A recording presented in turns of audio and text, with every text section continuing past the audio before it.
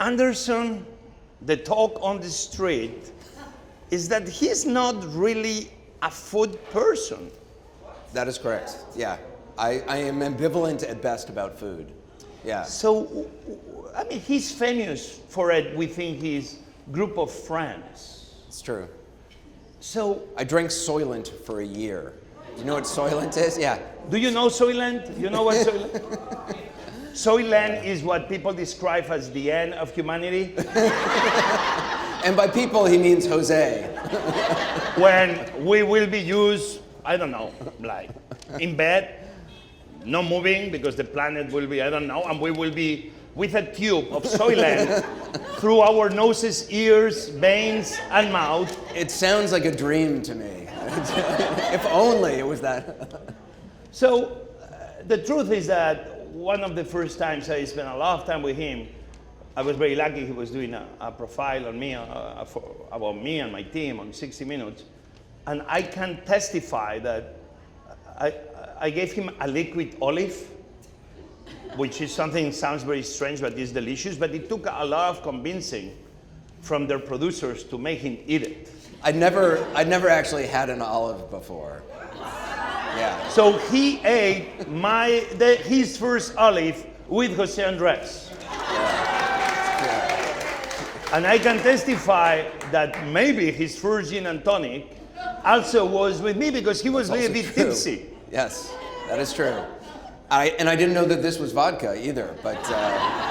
And this, I think, was the beginning of the world famous New Year's Eve special on CNN, Yes. where, you understand why they didn't allow more alcohol.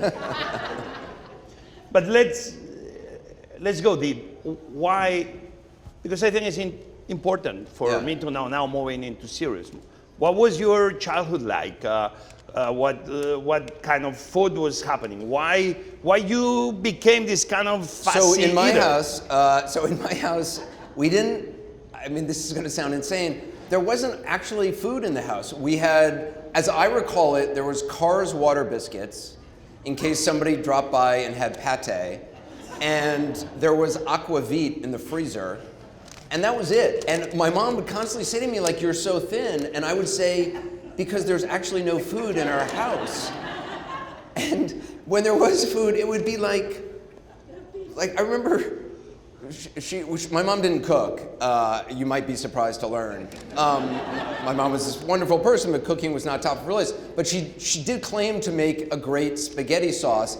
In fact, it was her housekeeper, Nora, who had been with her for 60 years, who made the spaghetti sauce and froze it, and my mom defrosted it. So that was my mom making the spaghetti sauce. But yeah, there was I didn't grow up, I grew up liking, I would eat one thing for weeks at a time. I was a very picky eater, so when I was in middle school, I didn't like breakfast food, so I would eat like a week of coffee ice cream for breakfast. And then I would switch to a baked potato. And then I would switch to my mom's mean spaghetti sauce for breakfast. And then whatever sort of fancy came across my mind. And that was allowed in my house, and my mom wondered why I was so thin.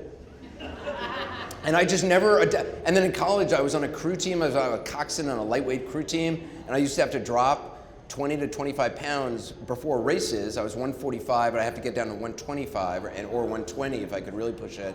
So I just stopped. I did not eat in college a lot during the season.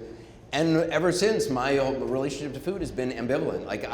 If I could drink a liquid all the time, I would be more than happy to. I mean, I love eating your food. I come here, I eat, and I've been to your house, and it's been amazing. And you make things. I'm like, you're just. But I don't know how to cook. I don't know how to. And now I love olive oil. I will say, I do love olive oil. And I'm trying to eat better, but I don't know how to cook, and it just doesn't interest me enough. So what was going on Thanksgiving?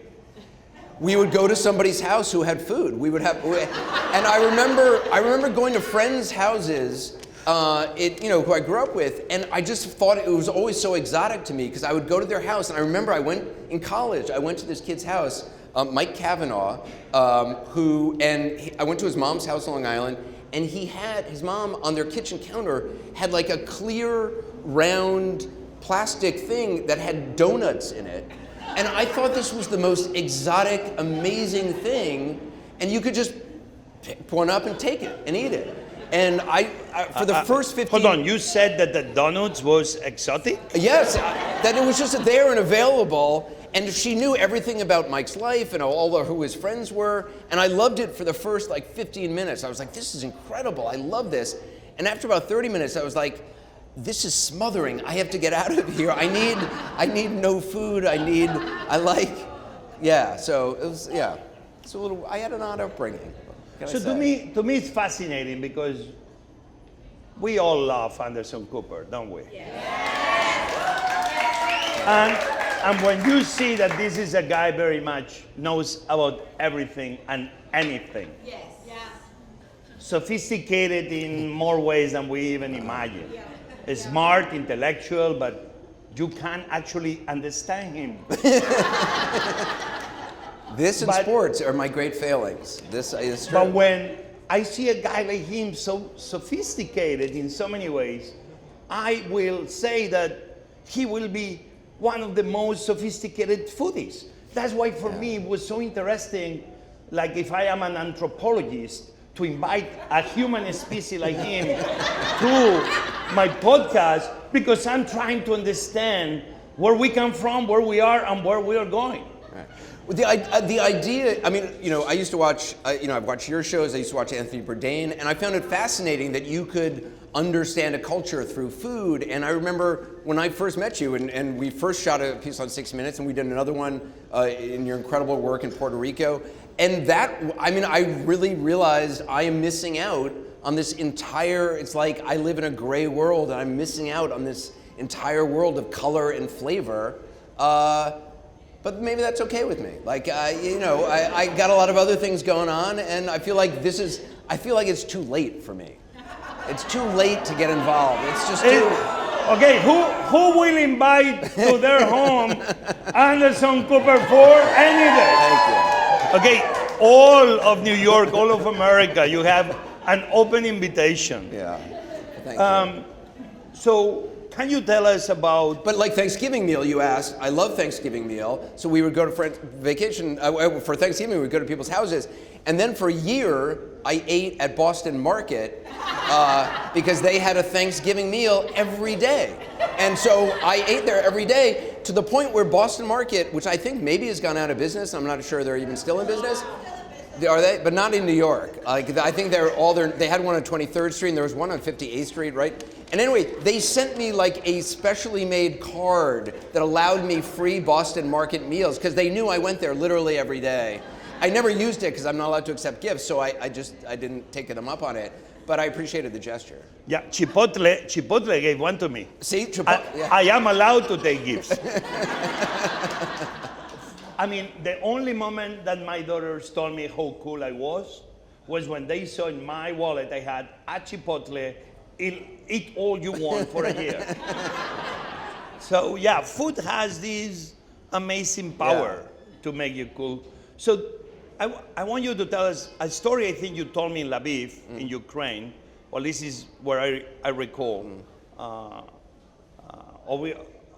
Always is going where the news are, very often the dangerous news. But I remember we were at the bar, you were working on a stop, but you told me the one dish that is your to-go dish every time you go around the world. Yeah. And that's a pasta. Yes. Pasta. Spaghetti bolognese. Spaghetti bolognese. Yeah. Which, by the way, and I used to tell Anthony Bourdain this, and he used to mock me because he was like, "That's the one thing no chef gives a crap about. Like that spaghetti bolognese has been on the stove in that hotel for a week. No chef cares about some schmo who's going to be ordering the spaghetti bolognese at 2 a.m.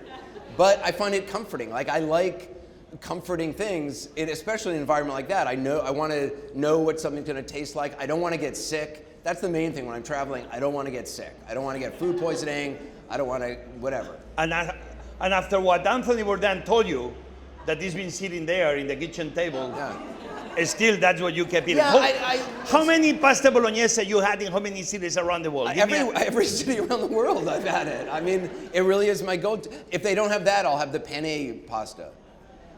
It tastes sort of the same to me. So you are more a spaghetti guy, but if you have to, you go into the To be honest, penne. I've actually now, I actually have gotten serious about trying to eat healthier and stuff, so I'm actually not eating a lot of pasta these days. So I'm eating a lot of like salmon, broiled salmon, cooked salmon, salmon in every sort of way. I've rediscovered smoked salmon, which I think is like the greatest thing on the planet, and olive oil on smoked salmon and like wheat toast.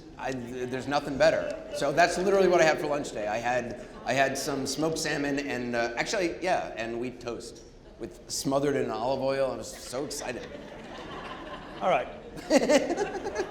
So let's He thinks move. I'm a moron. Let's move away. Let's He slowly thinks I'm move. a sad moron.